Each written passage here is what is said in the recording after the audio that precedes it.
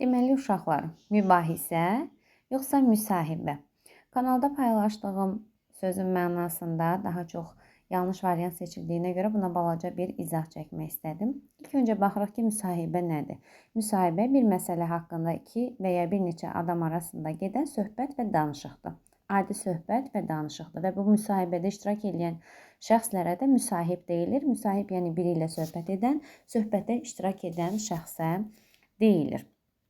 Bəs gələk mübahisənin mənasına baxaq. Mübahisənin mənası lüğətdə bu şəkildə verilibdir ki, bir işi, məsələni və s. müzakirə etdikdə öz fikrini qoruyan, sübut etməyə çalışanlar arasında başlanan bəhs, deyişmə.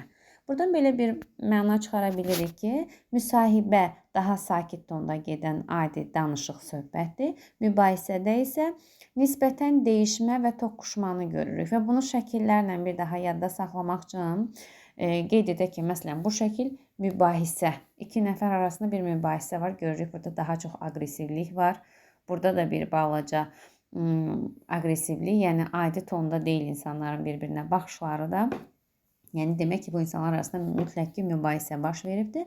Amma müsahibə üçün olan nümunələrə baxsaq, qeyd elədik ki, iki nəfər və ya iki və daha çox adam arasında olan söhbət, danışığa isə müsahibə daha adi tonda baş verir. Ona görə mütləq hər hansı bir sualı oxuyarkən onu sona qədər oxuyuruq ki, sonda nə deyir? Yəni adi danışıq olduqda bu müsahibə, nisbətən daha toqquşmalı, deyişmə, bəhs şəklində olduqda isə mübahisə olacaqdır.